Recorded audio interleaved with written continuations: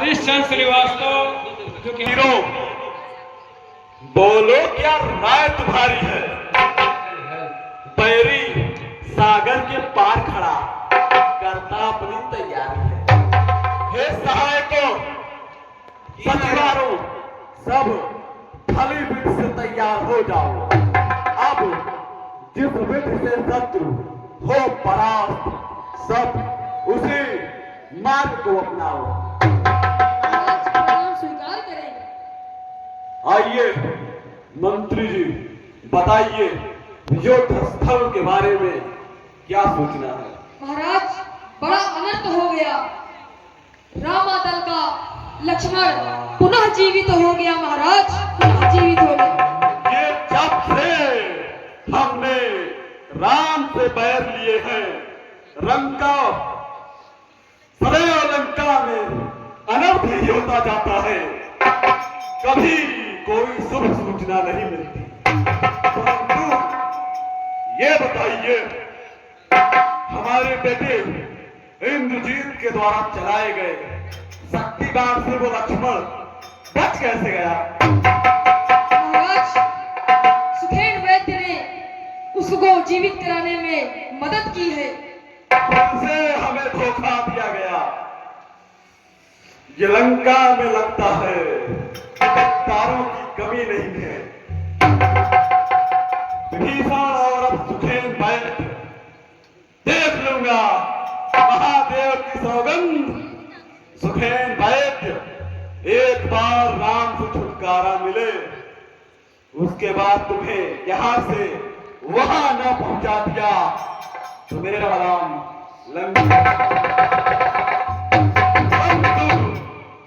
मंत्री जी, जी महाराज। अब आपत्ति की स्थिति में हमारे महाबली और विश्वास पात्र भाई कुंभकर्ण को उसकी निद्रा की अवधि पूर्ण होने के पहले ही उठाने का समय आ गया है। अतः सेना समेत चले और जिस भी विधि से हो सके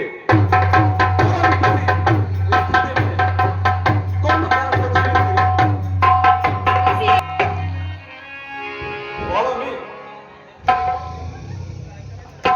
Follow me.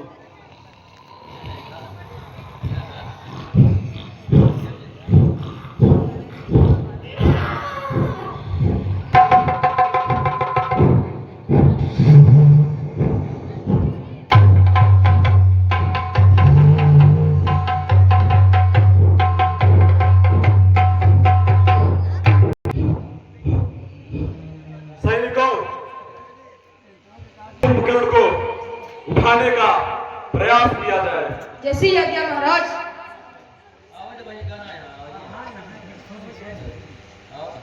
तू पास है, मेरे पास है सिर्फ मेरा कोई एहसास है। जैसे तू पास है, मेरे पास है सिर्फ मेरा कोई एहसास है। जैसे हाय मैं मर ही जाऊं जो तुझको ना पाऊं। बातों में तेरी मैं रातें बिताऊं, तो तन मालूम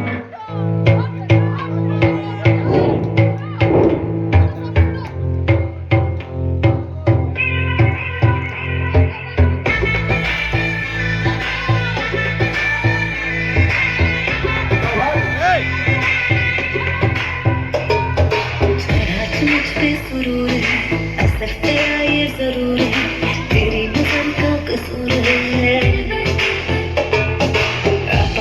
तू क्यों दूर है, ये इश्क का जो फितूर है, नशे में दिल तेरे चूर है।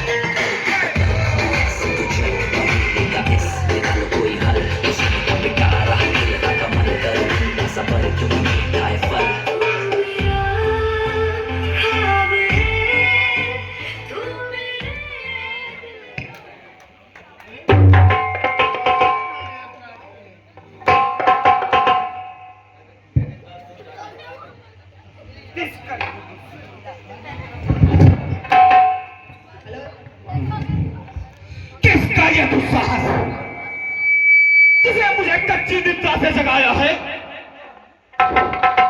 किसको अपनी जान प्यारी नहीं है? मंत्री जी, क्या लंका में कोई दुर्घटना हुई है? क्या मेरे भैया राजा रावण पर कोई समस्या आई है जो तुमने मुझे मेरी निद्रा पूरी होने से पहले ही जगा दिया? महाराज, बड़ी दुख की बात है कि अक्षय कुमार भी मारे गए और महाराज बहुत भयभीत हैं, इसलिए आपको जगाया गया है। महाराज आपके सामने हैं।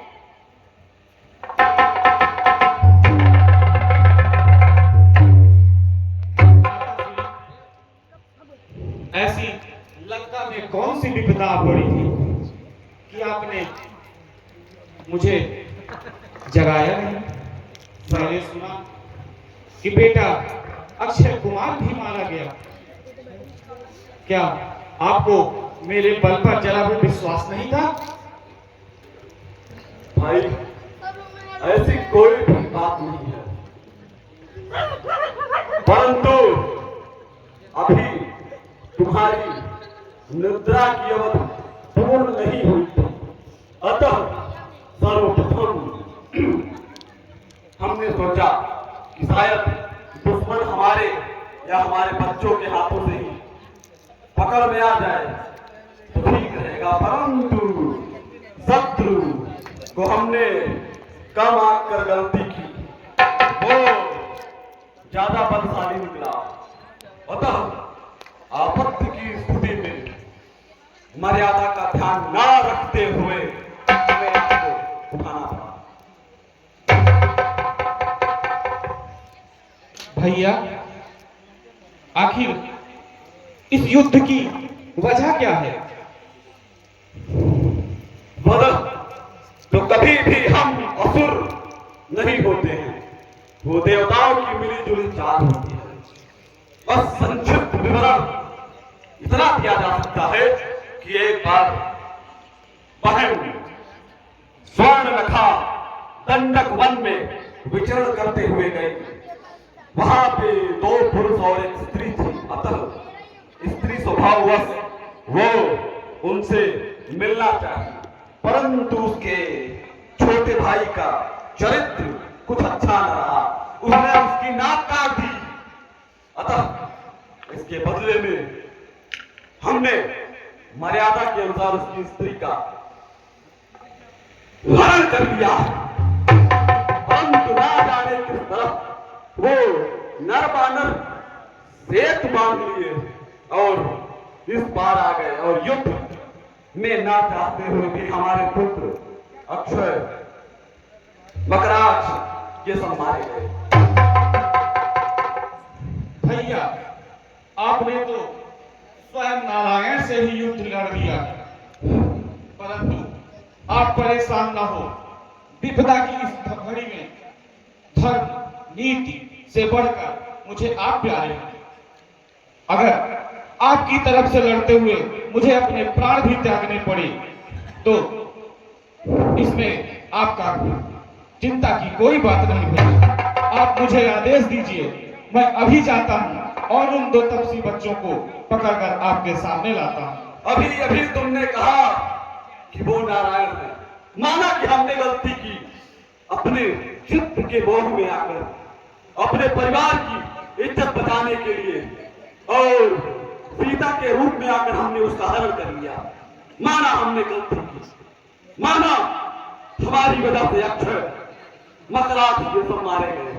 हम सभी मानते हैं कि हम स्वयं जगत जननी को नहीं पहचान सके, ठीक है, हम मानते हैं कि हम राम को नहीं पहचान सके, परंतु शास्त्रों में लिखा है कि भाई वो नहीं होता जो सही या गलत के बारे में उचित समय पर बताए, बल्कि भाई वो होता है जो युद्ध के समय बुरा भी हो तो अपने भाई का साथ दे। ज्ञान तो सभी दे देते हैं, इस समय तुम्हारा धर्म क्या कहता है? यदि युद्ध करने के बारे में तुम्हारा धर्म हो तो जाओ, परंतु अगर रास्ते में थोड़ी भी संशय की बात दिख रहे हो तो ना जाओ युद्ध करने, ये जंग रावण ने खुद शुरू की है, खुद वो लड़ लेगा। जाओ और सो जाओ, लेकिन हमें ज्ञान देने का प्रयत्न ना करो, क्योंकि सभी चीजें अपने अपने समय पर अच्छी लगती है। ज्ञान सिर्फ कक्षा के अंदर अच्छा लगता है, कक्षा के बाहर साम दाम दंड भेद सभी तरफ से केवल विजय चाहिए। अब तुम्हारा धर्म क्या है? भैया, अगर जब तक मेरे इस शरीर में प्राण हैं, तब तक यदि आपके मन में कोई चिंता होती है तो मेरा ये जीवन व्यर्थ है भैया। आप मुझे आदेश दें, मैं अभी जाता हूँ और उन दो तपसी राम और लक्ष्मण को मारकर आपके सामने रखता हूँ भैया। मेरे भाई, जो तुमने कहा कि जब तक प्राण है, तो सर्वप्रथम तो मरने की बात बहादुर नहीं करते। मरकर कोई जंग नहीं जीती जाती, जंग मारकर जीती जाती है। और जब व्यक्ति अपने भाई, माता, पिता, बहन, पत्नी, बच्चे इनके साथ रहता है, तभी वह सुख का उपभोग कर सकता है। अगर ये ना रहे, अकेले की स्थिति में राज्य रहे, तो सुख का कोई मतलब नहीं होता। सुख भोग कर कोई भी व्यक्ति तभी तृप्त हो जाता है जब उसके परिवार वाले हो। अतः तुम तो मेरी जान से भी प्यारे हो, और तुम लंका की नाक हो। मरने की बात मत किया करो भाई, मरने की बात ना किया करो। ठीक है भैया, मैं अभी तुरंत प्रस्थान करता हूँ और शाम ढलने से पूर्व उन दोनों तपसी राम लक्ष्मण का सर आपके कदमों में होगा भैया। भाई, माना कि मैं खलनायक हूं, लेकिन मेरे पास भी दिल है। कृपया अपना ध्यान रखना भाई। जी भैया। मुझे जी भैया। जानकी से ज्यादा शायद तुम प्यारे हो। हे प्रभु, मेरे भाई की रक्षा करना। जी भैया। हर हर महादेव, हर हर महादेव, बोलो राजा रावण के। चलो लक्ष्मण, देखो तो कैसे उधर से धूल उठती हुई आ रही। महाराजा कुंभकर्ण की।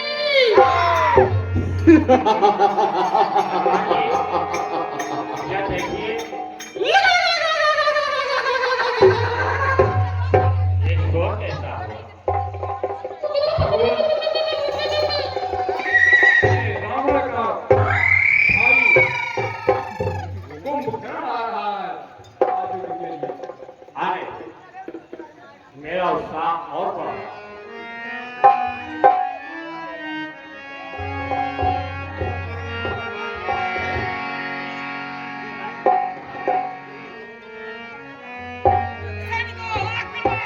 जल्दी आके महाराज।